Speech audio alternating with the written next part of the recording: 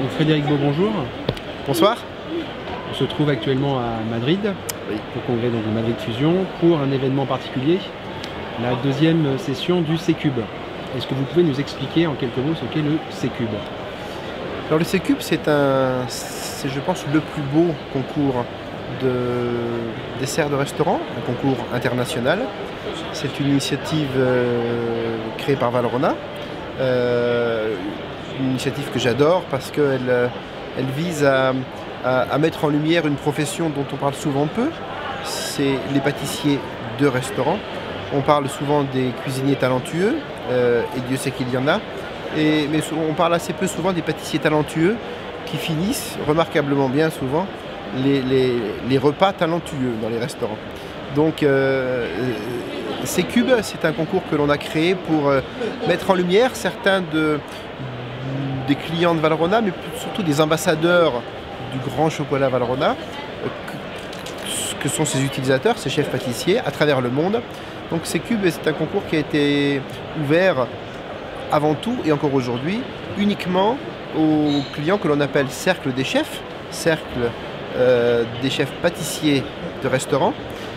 C-Cube, c'est 3 fois C, consécration, cercle des chefs. Donc ce concours, il est fait de façon très pro parce qu'il y a des sélections sur dossier, des finales nationales pour sélectionner un candidat de son pays. Et puis là, eh bien, demain, on va retrouver les 8 candidats qui sont le fruit de sélections nationales ou internationales dans leur pays ou dans des zones géographiques un peu plus larges pour l'Europe.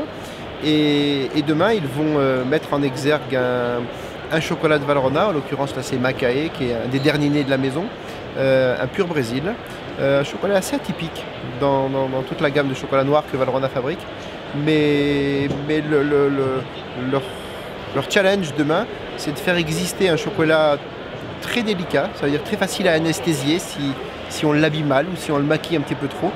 Et puis c'est faire briller leur pays.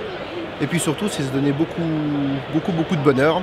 Et puis tout ça, ça se fait dans un univers assez magique, qui est Madrid Fusion, qui est aujourd'hui à nos yeux, ceci explique cela, certainement le plus beau congrès international de gastronomie.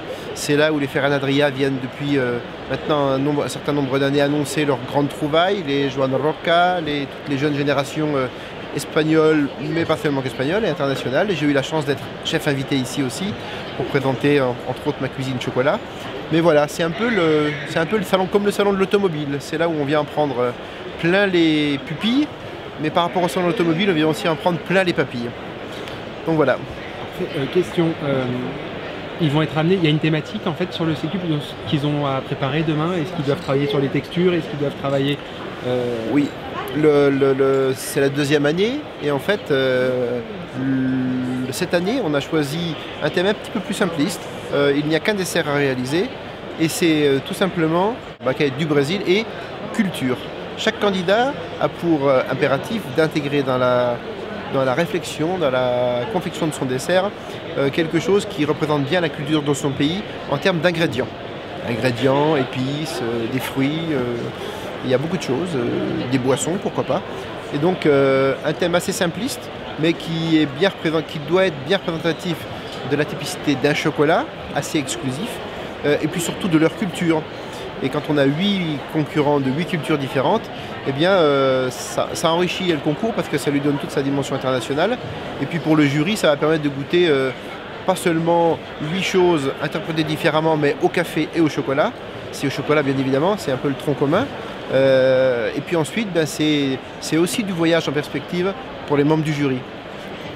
Donc le concours, on l'a voulu baser complètement sur la dynamique du goût, parce qu'on est avant tout on doit être des gens talentueux dans le principe d'associer les goûts, les textures, mais bien évidemment il y a d'autres critères. Cette année, pour la deuxième édition, on a affiné encore un peu plus le principe de jugement. On a ajouté un jury travail, parce qu'on peut être quelqu'un de très talentueux, de très créatif, mais être un professionnel tout à fait incapable de travailler dans une cuisine, dans des conditions d'hygiène favorables, d'organisation. Et donc là, cette fois-ci, on va juger les compétences professionnelles, les compétences techniques, les compétences organisationnelles, même en termes d'hygiène. Puis évidemment, on va noter les compétences, ça représente 80% des points. On va noter les compétences de constructeur de goût, de transporteur d'émotions, que doit être un cuisinier ou un pâtissier. Et puis une petite note supplémentaire cette année aussi, c'est le retard à l'envoi. C'est que quand vous êtes au restaurant et que vous attendez votre dessert, quand le serveur arrive et vous dit « j'ai besoin de dessert pour la table 6 », eh bien, les desserts doivent être là, d'autant qu'on est prévenu au moins depuis 1 heure ou une demi-heure à l'avance. Eh bien, demain, pour Sécube, c'est la même chose. Et à chaque minute de retard, eh bien, il y a 10 points qui seront retirés, 10 points de pénalité, sur une totalité de 1000 points. Mais 800 points sur 1000 représentent le goût, les textures, l'originalité et puis la maîtrise du thème. C'est-à-dire, est-ce que la notion de culture a bien été intégrée dans la démarche du candidat. Merci. Donc on se donne rendez-vous maintenant demain. Donc on se donne rendez-vous demain. Les candidats sont chauds, bien organisés, un peu inquiets, c'est au moins le minimum. Mais manifestement, ils ont tous envie de prendre du bonheur dans leur vie, parce qu'un concours, certes, c'est fait pour gagner, mais c'est avant tout pour prendre du bonheur dans sa vie. Donc que le meilleur gagne, y nos veremos mañana por la mañana. A plus tard.